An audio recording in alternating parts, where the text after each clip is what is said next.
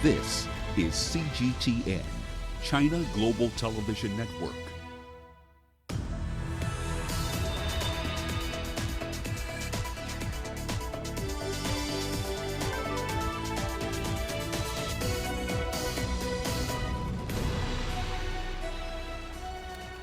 Hello there, welcome to this edition of Global Business Africa. In the course of the hour, we'll run through all the business news stories you need to know about from Africa and beyond. Let's start with a quick run through the markets here for you. So a bit of an upswing in some of the markets that we do track here in Africa. Top 14, the JSE in South Africa rose past 40,000 points in today's session, up 3%. Naspers, which accounts for about 20% of that index, was driving those gains. It was up by about 2.33%. Africa's biggest oil exporter has been absolutely battered on the FX side by the over 60% fall in oil prices, and its equities market was really no different. Even taking today's 0.1% rise into account, the main index over there is 21% lower so far in 2020. We'll look at the oil side a little later in the hour. Here's what's coming up tonight. The COVID-19 pandemic to slow down Africa's growth to under 1%. Moroccans are protesting a $65 million real estate scam. And we'll introduce you to a startup in Lagos that's helping to deal with environmental conservation by developing an alternative energy source. All right, then our starting point tonight is the economic toll that the COVID-19 pandemic is likely to have on economies right across Africa. Now, the COVID-19 pandemic may slash Africa's growth this year to 1% if we're lucky, or less. That's according to the United Nations Economic Commission for Africa. This UN agency, though, also expects a steep decline in formal employment, anywhere between 30 to 40%, as the service sectors get eviscerated. And we're already seeing that happening in tourism and in aviation. Now, some of this contraction, they warn, may be permanent over time. Earlier on today, I spoke to the executive director of UNECA, Dr. Vera Songwe. This was her summary of the damage that this pandemic is having across Africa. Really on all the fronts, on growth, a severe drop, 1%, almost we will be getting to, if not worse, because of this prolonged crisis, and much, much deeper because of the recession, the global recession that was announced. FDI, 40% drop, and jobs, we see something in the order of a 40% drop in employment, and this is permanent employment, but then there is a sort of ripple effect on non-permanent those are all and temporary. pretty massive numbers. But let's just get back to local supply chains for the time being, because we're now seeing, as this crisis rolls on, we're seeing key suppliers like India, for example, imposing export bans on critical things like medical supplies. Is there any domestic pharmaceutical manufacturing capacity, at least anywhere in Africa, that can step in to meet that potential medical supplies gap? Yes, I think that we are lucky because there's been a huge effort to increase the production of pharmaceutical and medical supplies on the continent. So we have quite some capacity already on the continent, in Tunisia, in Morocco, in Kenya, in South Africa, some growing capacity in Ivory Coast. So I think a lot of the work that we're doing right now is actually to see how we can help find resources, because the other part of the crisis is that there's a drying up in liquidity. Indeed, and actually that brings me to my next question, because a lot of African countries, like where I am at the moment, Kenya, for example, is a net food importer, has been for decades now. But as we see this crisis evolve, how do you expect to see local, regional, and even international food supply chains respond? For example, like, in Kenya, we import a lot of maize from Zambia and Tanzania, but because all of these countries are imposing restrictions of one sort or another, that makes it much harder to move critical goods across borders, doesn't it? It does. I think that Africa is particularly vulnerable on the food side. We import wheat, we import maize, we import, rice, Benin, Ivory Coast, Ghana, you mentioned maize, wheat, Egypt, Morocco, Sudan, Kenya, sugar, Angola, Namibia, Nigeria, South Africa, oils, which are important for basic cooking, Nigeria again, Senegal, Ghana. So a lot of our countries are food import dependent. But I think one of the good things about this, let's take rice, for example. Benin, Ivory Coast, Ghana are importing rice from outside the continent. Senegal is producing very high quality rice. Mali is beginning to produce it. And so I think, again, in some of these instances, there is a case for saying, can we fast track the CFTA so that even as the global economy puts restrictions, Africa can lift them. Let me just switch over to the financial side of things. The statement that you released as UNECA from the meeting with finance ministers earlier in the week, it called for some interesting solutions to the debt crisis that might be coming because of this pandemic. And one of the things that it recommended was creation of a special purpose vehicle to pull funds for external debt service, essentially giving countries the fiscal space they might need to deal with this crisis. What do countries need to do to make this operational, and how fast can we get this idea to market? Look, first of all, I must start by commending the World Bank, the IMF, the World Bank Group, the IMF, and the European Union, and most of the bilateral donors. There has been a response to say, yes, let's look at debt relief, let's look at what can be done. At the same time, of course, we operate in a world where there are institutions and principles and regulations that are in place. And Africa has done a good job at being able to sort of, begin to bring its macroeconomic indicators under control. It has then, because of that, had access to markets, maybe sometimes at quite onerous rates. But, because we have exposure to quite an amount of sovereign bonds, private creditors, we think that Africa does not want to default. We don't want to get into an environment where a country defaults. We are in very uncertain times. And we need new and innovative methods to try to solve this global deep crisis, a coordinated, as I think the IMF says, is a coordinated, synchronized, deep crisis. And so new innovative solutions can come, are what we are looking for to do this. And we're very grateful to the international community and the multilateral institutions that are working with us to see how this can be possible and feasible. Of course, the other alternative is a haircut by everybody.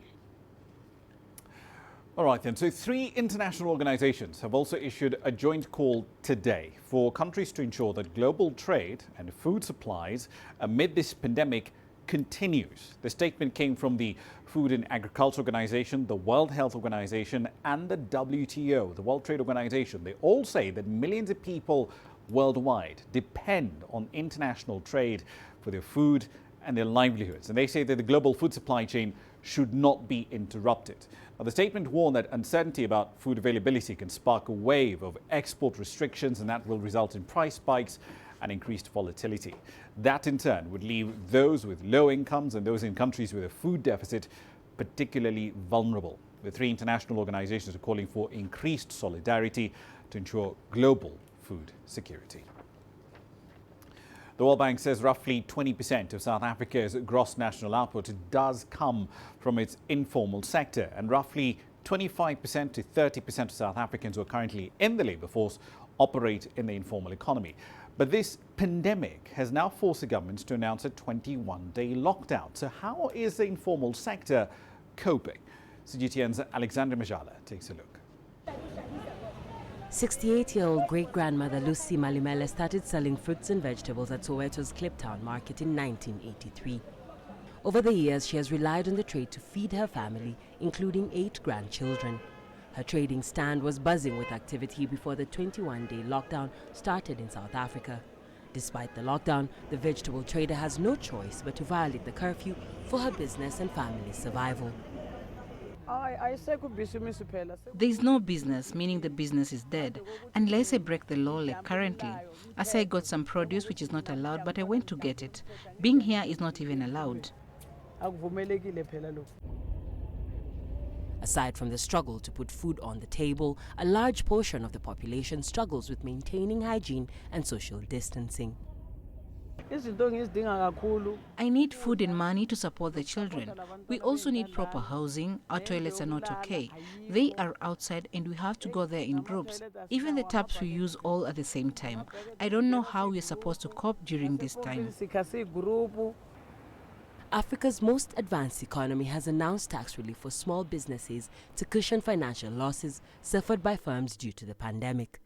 These include a new tax subsidy of 500 Rand per month for each worker to employers for the next 4 months, and also permit businesses with revenue of $2.7 million or less to delay paying 20% of their employees' tax liabilities over the next 4 months.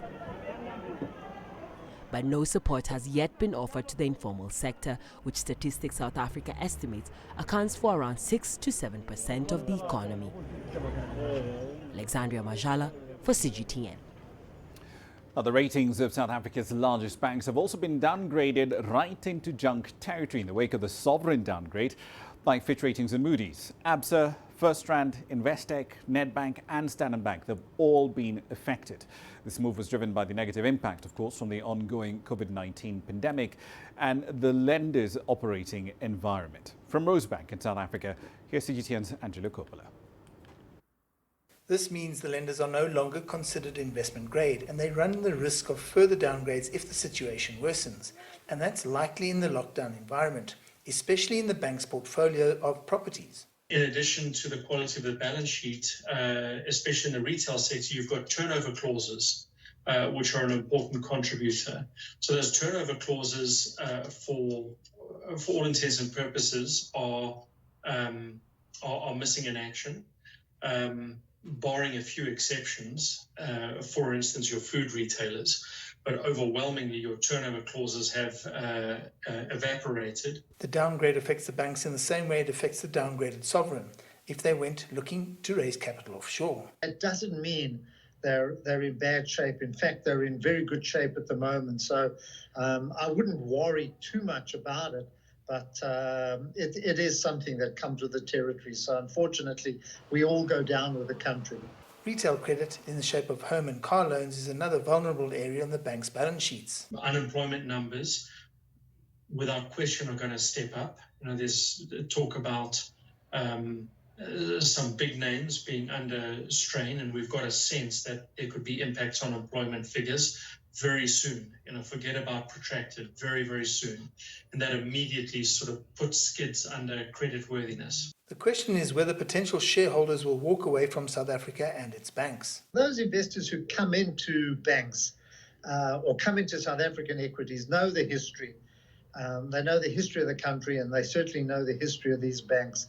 So we haven't seen too much of a response on our market. But to be fair, at this stage, we just don't know where we are. We've never seen such volatility in our lives, and it's going to take quite a few months to get out of this particular period.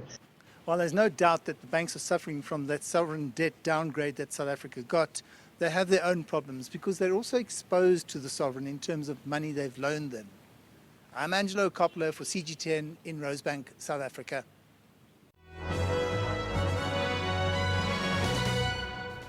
A quick run now through some corporate headlines. Senegal has wrapped up talks with the IMF to secure about $221 million to help it mitigate the economic fallout from this COVID-19 pandemic. The WHO said the West African nation had reported 175 confirmed cases of the disease.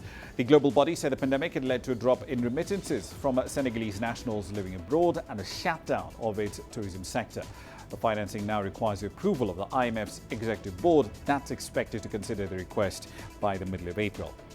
Over in East Africa, Ethiopia's central bank will allow locally owned non-financial institutions to start offering mobile money services as it seeks to boost non-cash payments in the country. Now, the Horn of Africa nation is smack in the middle of massive economic reforms that have been initiated and led by the country's Prime Minister Abiy Ahmed, and that includes the privatization of the state-owned telecommunications monopoly Ethio Telecom.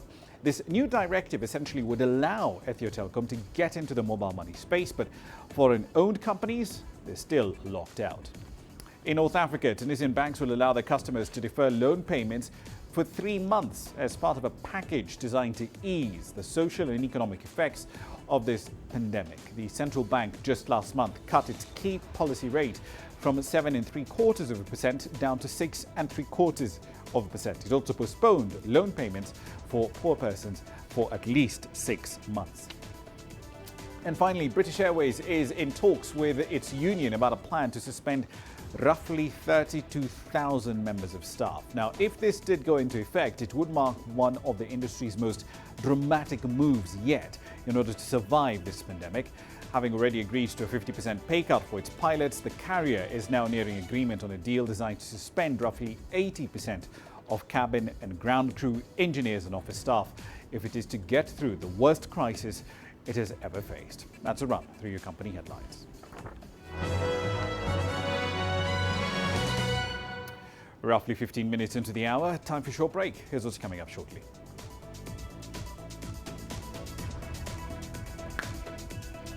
Moroccans are protesting a $65 million real estate scam. We'll have the details. And motorists in South Africa enjoying some massive fuel price drops. We'll explore that when we return. The world economy as we know it is about to change. Global business reports highlight emerging markets, developing countries, and dynamic sectors worldwide.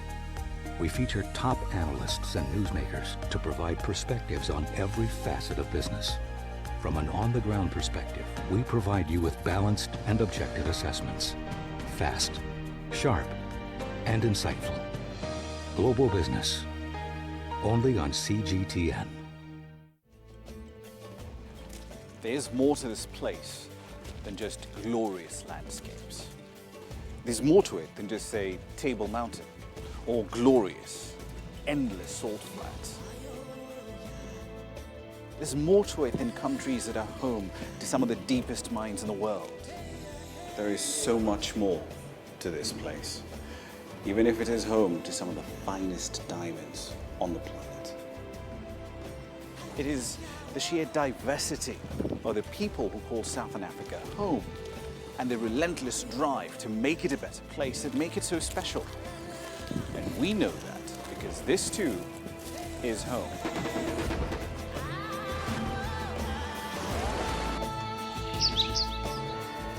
No one knows Southern Africa like we do.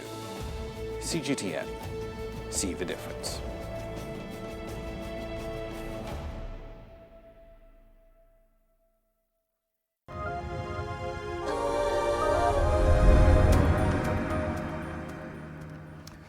Welcome back. Morocco, despite everything else that's happening around the world, is also grappling with what is being described as one of the largest ever property scams in its history. More than $65 million is alleged to have disappeared, leaving over 1,000 home buyers out of pocket. The man accused of being at the forefront of the scheme has been charged. He is in detention, awaiting trial. With the details, here's CGTN's Daniel Arap-Moy. Uriah Gwasi is just one of the victims of what has been described as Morocco's biggest ever property scam. We want to know who scammed us. All our documents went through public administrations, the notary, the ministry. All our documents went through these places. Adverts on state television promised these protesters their dream homes at 3 for the price of 2. But all that was just a fantasy. More than $65 million have allegedly disappeared, leaving the likes of Gwasi out of pocket. The person responsible is certainly the promoter because there is a swindle, and besides, the case is now at the court level, so we let the justice system do its work. Now, the scam is growing, and when we say that the scam is growing, the law must also grow.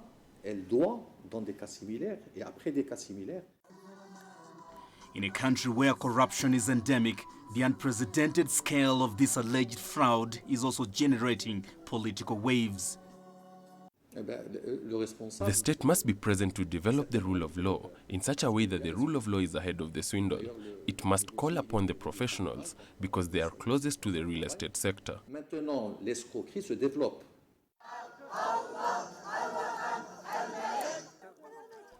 The man accused of being at the forefront of the scheme is Mohamed El Kadi.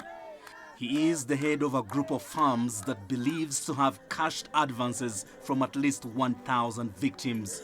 The home buyers had invested in around 15 fictitious real estate projects in and around Casablanca over a decade. El Kadi is also accused of receiving advances for apartments that never made it beyond the paper they were drawn on. The president of Bab Dana Group scammed us all in a professional way by using TV ads, real estate shows, as well as billboards that could be seen from Casablanca to Rabat. Real estate is among the sectors most affected by corruption in Morocco. The sector is regulated by a 2002 law, which was amended in 2016. However, a decree needed to implement that overhaul is still pending. Daniel Arap-Moy, CGTN.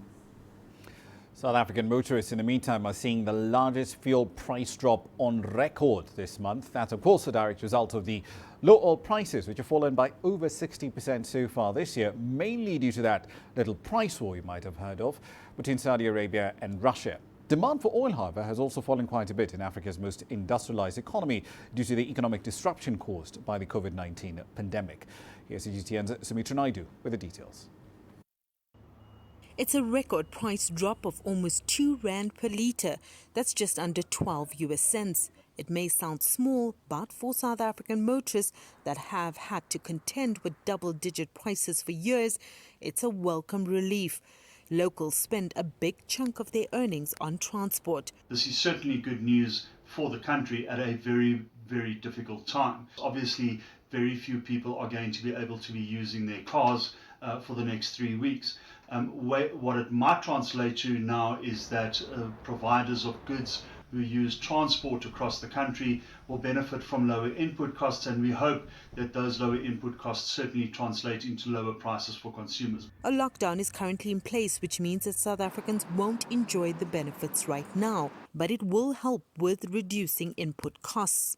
The petrol price drop will provide some much-needed relief, especially for essential services like food distribution and medical supplies. You can use this lower petrol price to fill up your generator because the chances are that if there's a storm, then you may be without electricity, and at least you will be able to run your generator a little bit cheaper.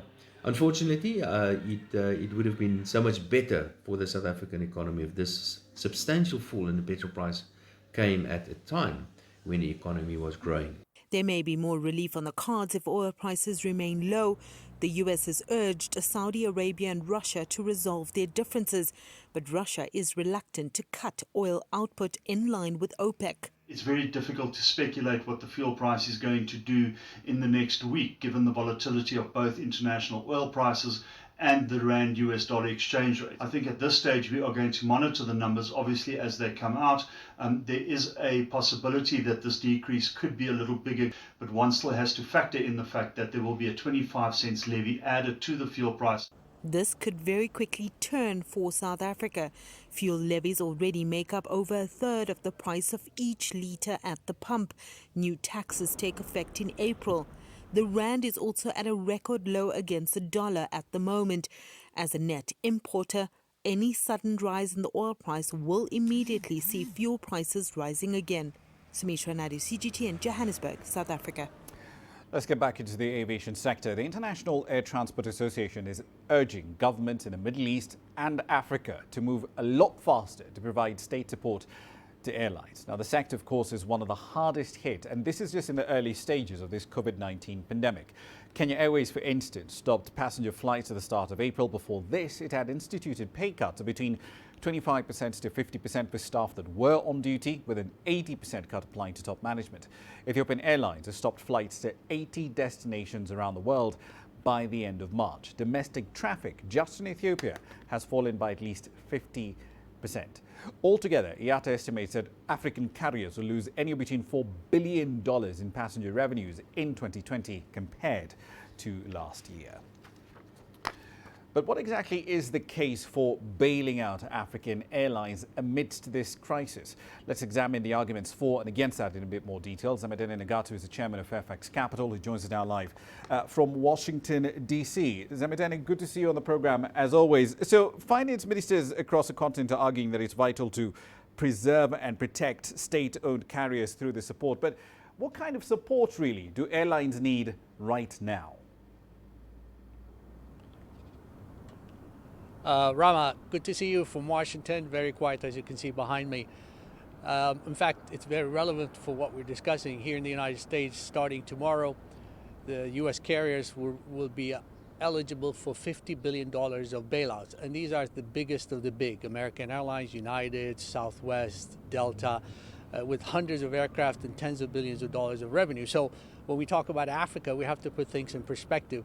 What the rest of the world is doing, I know the Europeans are doing, the French are doing, the British are planning to do that. So Africa also has to take some actions to protect its interests. I want to give you a very quick example.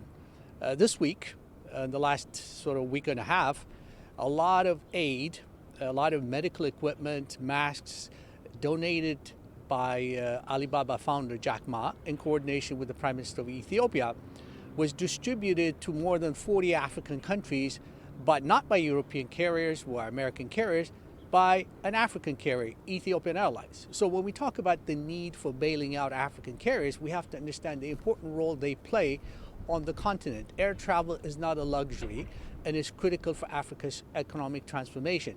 So the kind of aid I think that needs in Africa, I mean, we can give you usually, because the aircraft's biggest expenditures are the aircrafts. The aircraft manufacturers probably, in my view, especially for the large ones like Ethiopia, will be willing to collaborate to extend payments, defer deliveries and other things. But on the African side, I can't imagine an African country by itself at the moment providing significant bailout.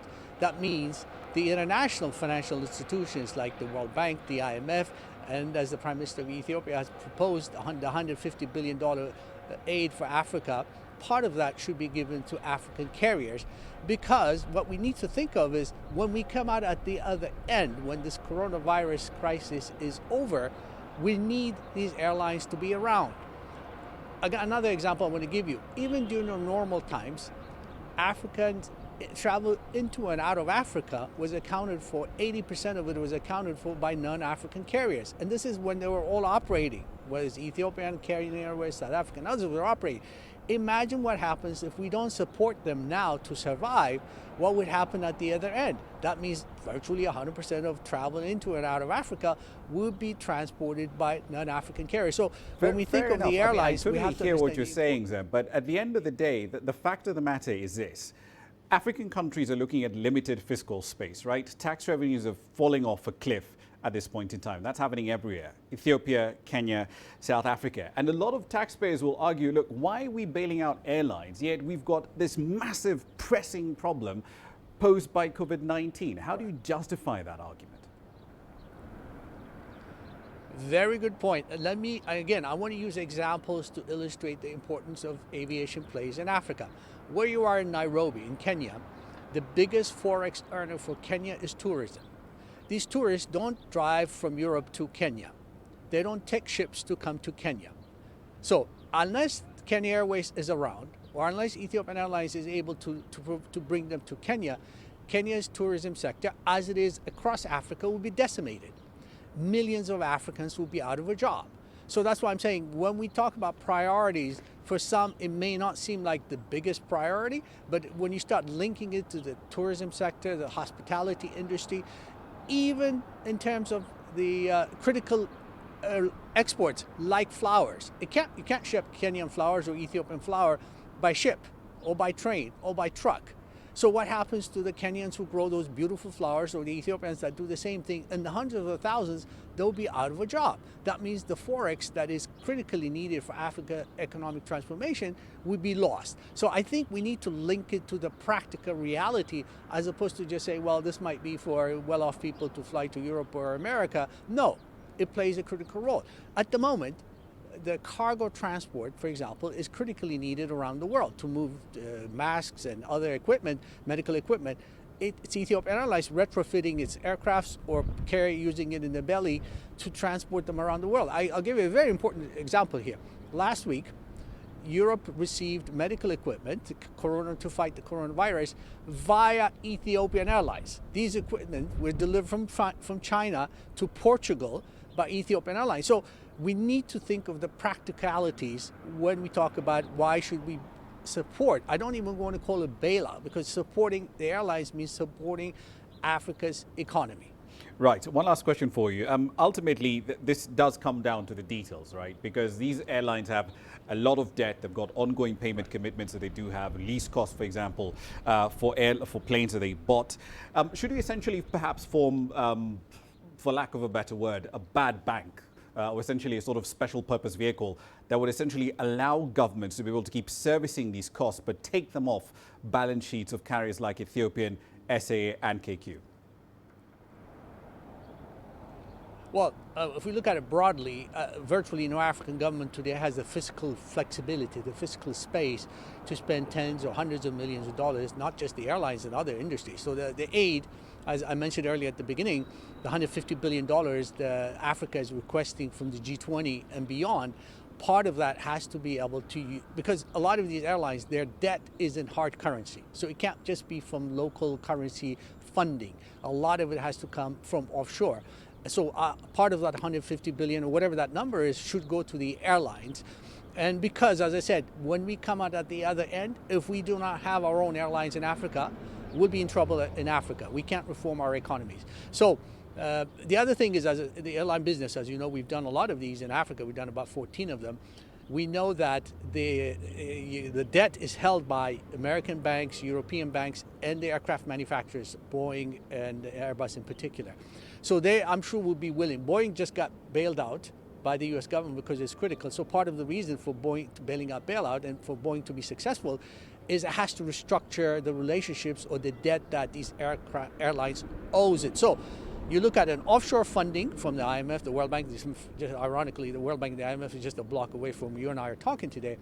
But also from the European Union and the Americans, in part as G20, to give the hard currency that is needed for the airlines, because local currencies, shillings or Ethiopian birr or Nigerian naira, will not be sufficient to support these airlines, because a lot of their debt, a lot of what they owe is on hard currency. Right. So a two-pronged structure, offshore and domestic, but primarily coming from offshore. But we need these airlines. I want to underline the importance. Otherwise, Africa will be seriously in trouble in terms of logistics, both in cargo as well as in passenger transport.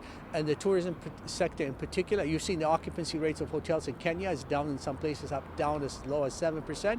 Even here in the US, down 10%. So the airline industry is critical to overall transformation of Africa's economy.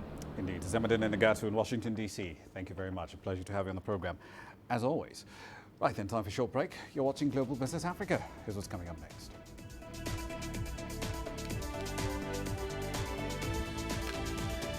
The US president to meet the world's largest oil producers on Friday over volatility in the crude market.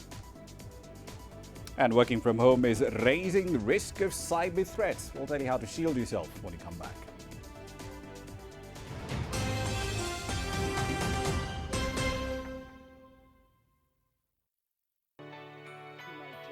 For a look at some economic data out of the country. The country's foreign currency reserves.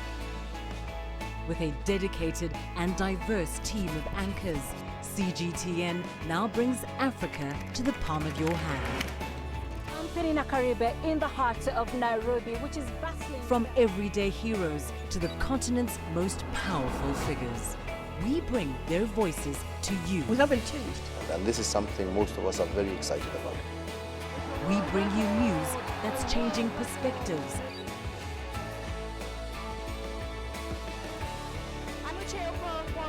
From Nairobi City Center. News that brings Africa to the world.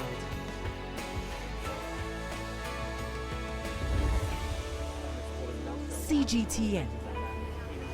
See the difference.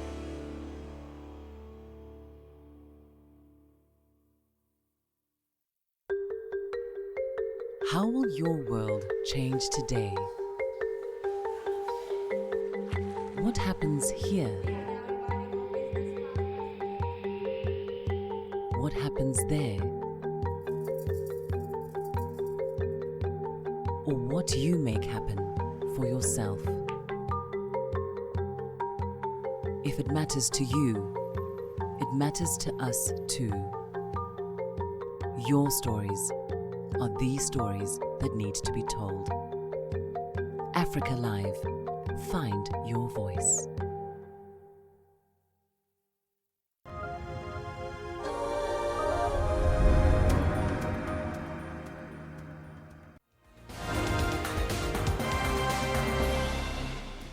Welcome back. Let's run through some of the stories making your headlines at this hour.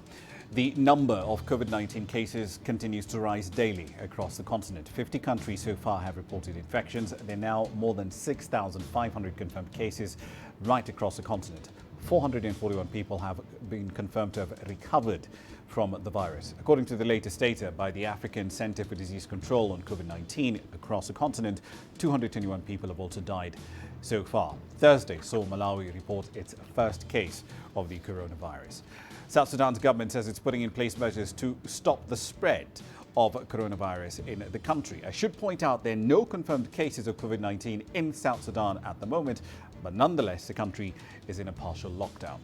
Ethiopia's Prime Minister Abiy Ahmed Ali says that more than 134 facilities across the country have been identified to be used for quarantine, isolation and treatment of anyone infected with COVID-19. But ventilators are in short supply and Ethiopia is seeking external help on that front.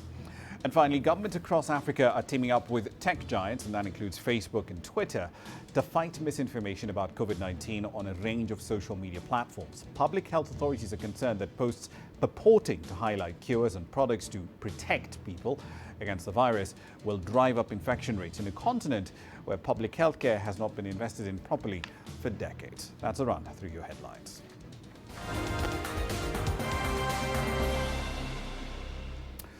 Onto the commodity side of things, the United States says it will work with the world's largest oil producers, that's essentially itself, Russia and Saudi Arabia, to address volatility in global oil markets. Speaking during a White House news conference on Wednesday, the US President Donald Trump said he expected the leaders of Saudi Arabia and Russia to reach a new deal in the next few days and stop the volatility that has been roiling oil markets. So I think that Saudi Arabia, Russia, they're negotiating, they're talking, and I think they'll come up with something. I'm going to meet with the oil companies on Friday. I'm going to meet with independent oil producers also on Friday or Saturday, maybe Sunday. But we're having a lot of meetings on it. I think I know what to do to solve it. We're working on a number of important national security priorities as we face this public health crisis. The United States will continue to combat disinformation and fake news about this virus. We will work with the world's largest oil producers to address volatility in global oil markets. China's Civil Aviation Authority says the country will boost the recovery of international cargo flights after dramatically shrinking due to the COVID-19 pandemic. The Asian economic giant is also working on a series of measures designed to restore its air transport links with the rest of the world. CGTN's Ning Hong has the details. Even though passenger flights have drastically declined during the epidemic, China's international air cargo flights have witnessed a large increase. In March, a total of 528 charter flights were approved, which is equivalent to a quarter of last year's total. The focus is on ensuring the transportation of the international supply chain. We have opened a 7-by-24-hour online approval channel for international cargo flights, and in the meantime reduced airport, air traffic control, and aviation oil charges. According to the CAAC, these measures are at the request of the State Council in an effort to satisfy the demands of air cargo market that has been affected by the COVID-19 epidemic. The CAAC is also encouraging airlines to turn passenger flights into cargo flights and increasing more point-to-point chartered freight flights.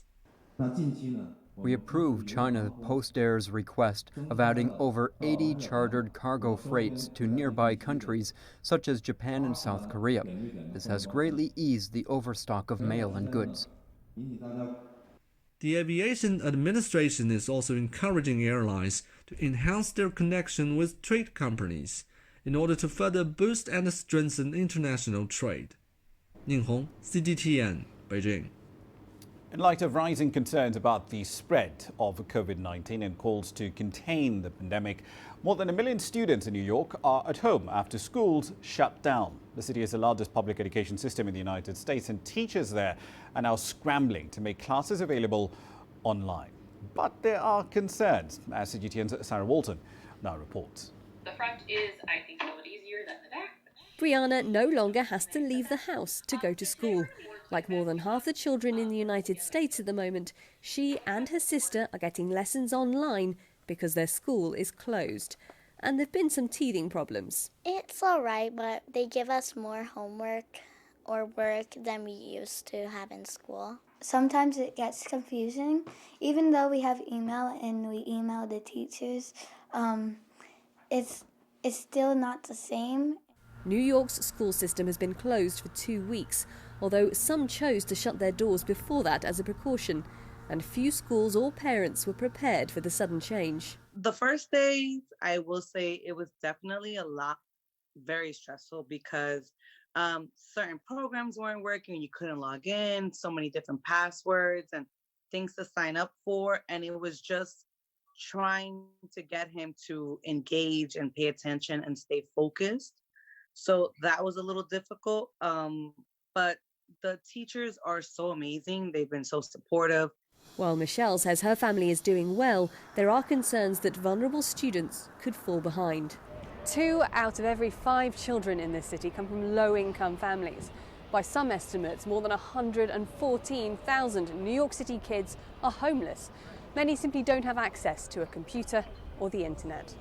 Teaching experts also say pupils may miss out on the more social aspects of school, but will be able to catch up educationally. It's perfectly normal for students' achievement to sort of bounce around a curve. And we're going to have to deal with the fact that there may be less academic learning acquired during these next couple of months, and plan for the fact that we're going to have to make up for some of that. New York's public school closure has now been extended until the middle of April, and the governor says it will be reviewed every 2 weeks. But with the time frame of the outbreak difficult to predict, the city's mayor has warned they may not open again for the rest of the academic year. Sarah Walton, CGTN, New York. Now, the risks caused by this COVID-19 pandemic go well beyond just immediate ones of public health, job losses and the economic fallout that will inevitably result. But cybersecurity experts are also pointing to a sharp rise in cyber attacks linked to this pandemic. In fact, they say it's probably the worst they've seen in years. Online criminals are targeting individuals and industries at a time when many of us, understandably, are distracted, absolutely worried and working from home. CGTN's Mark New has this report. For millions of people around the world, the home and office have merged. That's why hackers and scam artists are out in full force. The reason why we are seeing a massive increase in the number of threats is because this is a global challenge, right? Traditionally in the past, when bad actors would take advantage of a certain topical thing, it used to be regional, local. This pandemic is global. All these startups for almost a decade.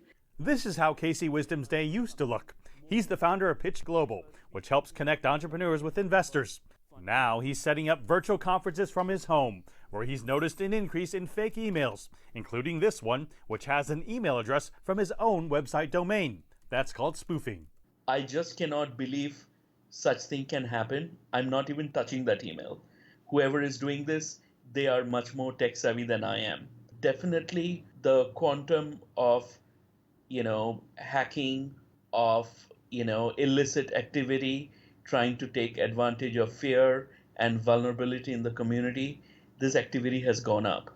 So only way I can cope with it is have backups of backups and really be collaborative so that we know who to call and ask for help. Gigamon CTO says hackers are using the COVID-19 crisis to their advantage. He says thousands of websites have recently been registered using the words COVID-19 or coronavirus. Many of them are set up to trick people into giving up their personal information. Merchants company Gigamon analyzes network traffic and creates solutions to respond to threats. He advises people to avoid clicking on strange attachments and links in mails, and for companies to employ two-factor authentication while building resiliency throughout their network. These are difficult times, and difficult times create a perfect storm or a perfect opportunity for bad actors to take advantage of people's emotions. So recognize that emails that you see, attachments that you see will prey on your emotion and they'll prey on the urgency of it. Don't fall prey to that. Merchant expects the cyber threat situation to only get worse as people become more vulnerable, scrambling for paychecks and making financial transactions that are all handled online. Mark New, CGTN, San Francisco.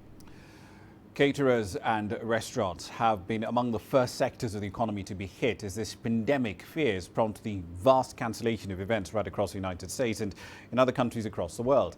Many, in fact, have been forced to lay off staff and close their doors. But as CGTN's Dan Williams now reports, one caterer is making sure healthcare workers and first responders are well fed. A fresh batch of herb-roasted salmon is placed into meal boxes.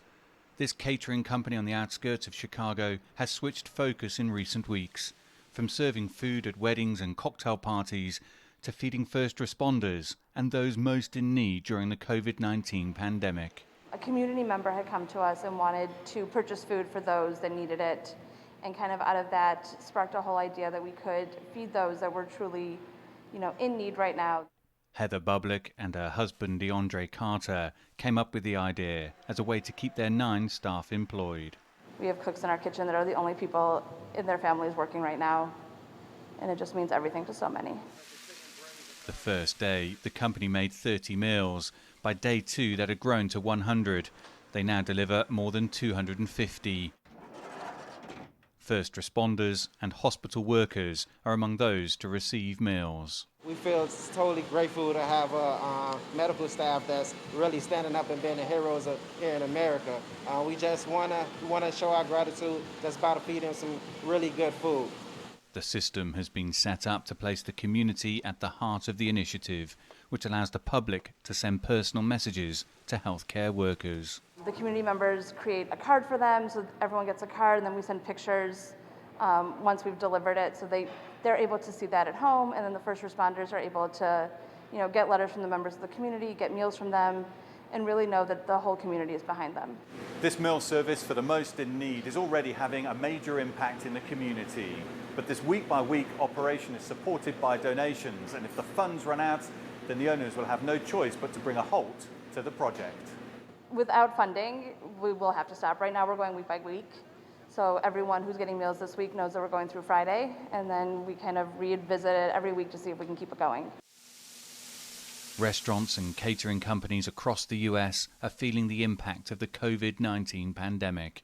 It may not work for every company, but it is perhaps a model that can inspire others and possibly be repeated around the world. Dan Williams, CGTN, Chicago. Right then, a quick run through commodities. Now, to say the oil markets have had a very interesting last couple of hours would be a massive understatement. The trigger this time round was, as it so often is, a tweet from the American president. After he called, he says, with the Crown Prince of Saudi Arabia, Mohammed bin Salman, who then, he says, spoke to the Russian president. Quote from Donald Trump, "I expect and hope that they will be cutting back approximately 10 million barrels and maybe more." End of quote. The story from the Saudis, though, is very, very different. It called for a meeting of not just OPEC Plus, but other oil producers as well, presumably including the United States, Canada, Mexico, and so on. But will they actually meet? That is $1 million question right there. Here's what's coming up next.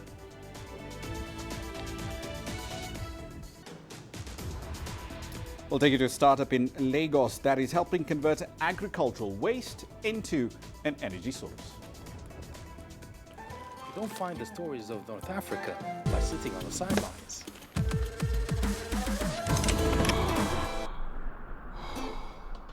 No one else will take you where we can in North Africa. And no one else will show you what it's all about. CGTN, see the difference.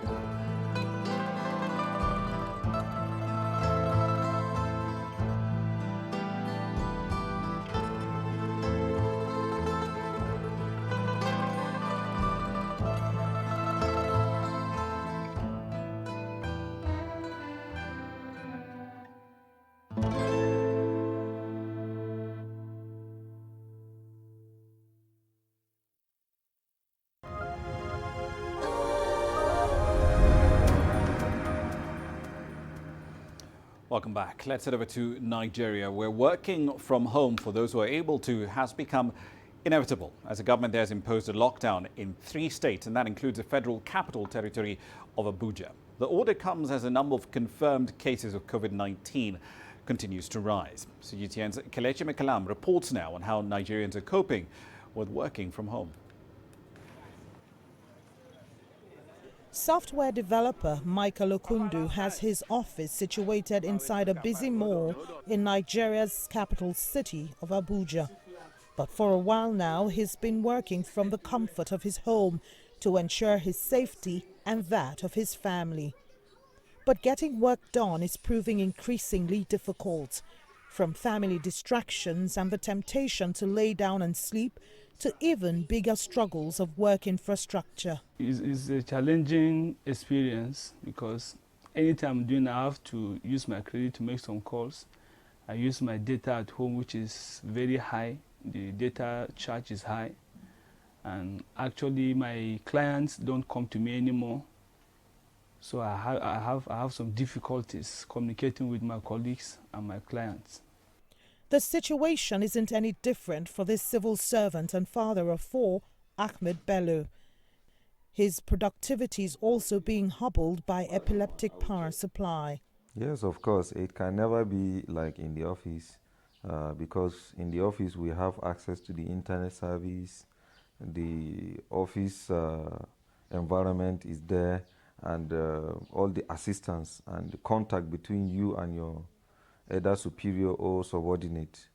We surely lack that. And not only that, we also have surely missed the electricity and some other office equipment which we are supposed to use. Since the lockdown, operations of major businesses and offices ground to a halt. Medical services and food manufacturers are among the few allowed to operate under strict supervision.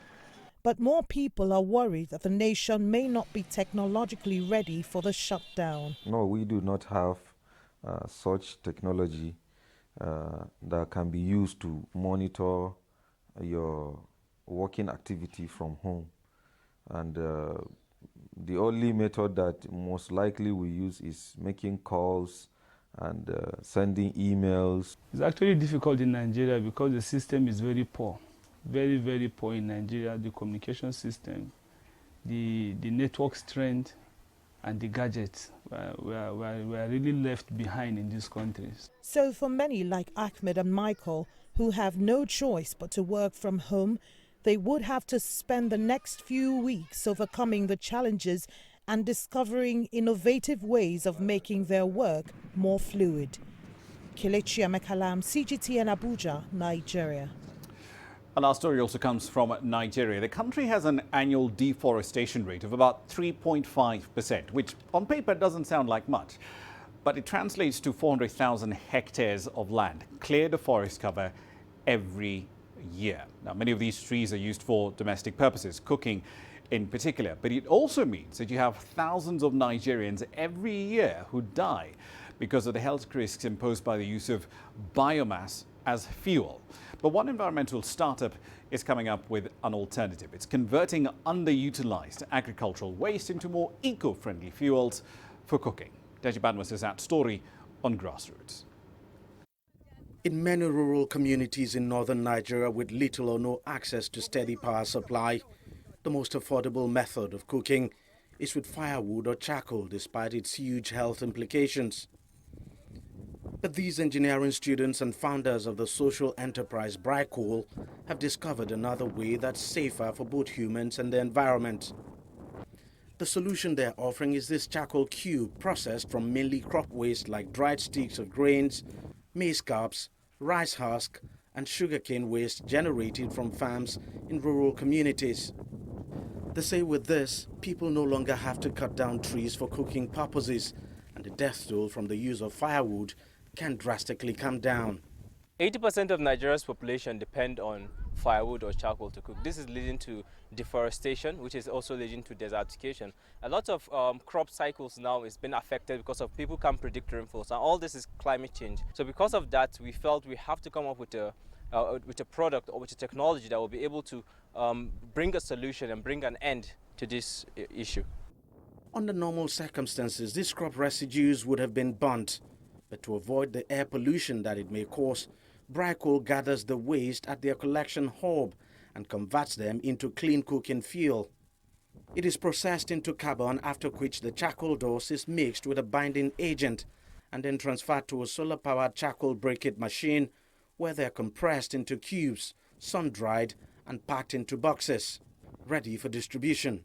We came up with a reliable and sustainable substitute that will hopefully bring an end to firewood and charcoal use in northern Nigeria. Our goal was to create a substitute to charcoal that does not change the current cooking practices of the rural and even urban communities. We didn't want any form of, we didn't want it to be alien in any form. We wanted it to be similar to exactly the same way they use charcoal, but still create a product that will not be as harmful as charcoal, but still be able to make the impact we're hoping to make. Suleiman and his colleagues are basically making use of the local resources they have to transform their communities, and they have identified about 10 states with potentials where youths can be empowered with this innovation. Where unemployed youths are in Nigeria is in the rural farming communities, and these rural farming communities have abundant crop waste which can be utilized for charcoal briquette production. Looking at the solar penetration of northern Nigeria, it basically just clicked for us, and having an engineering background, we felt that this is the best way to create a technology that will be able to fit with the rural communities. By making it solar powered, they do not need to buy, they don't need to get electricity, they don't need to buy petrol, they just have to use it, charge the batteries, and it's all good. For many rural dwellers, brick coal in a box is an essential commodity that has come to stay.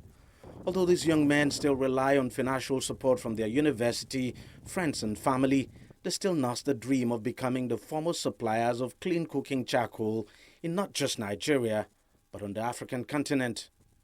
Deji Badmos, CGTN, Kano, Nigeria. All right, then a quick run through the currencies as we wrap up the hour. Earlier today, Kenyan authorities did announce a bit of a hiring blitz. Their plan is to hire an extra 6,000 health workers to the public payroll in the next 7 days. The Kenyan currency is also roughly 1% weaker in the last 3 days of trading. The weekly debt auction still points to a flight to safety from commercial banks. 79% of the accepted bids went into just one instrument, the 364-day note. The rand also continuing to fall yet again today, down 1.46% at 16.28 GMT, 18.49 to the dollar at that point in time. It did go as low as 18.66 earlier in the session. On a year-to-date basis, the rand has fallen by nearly a third.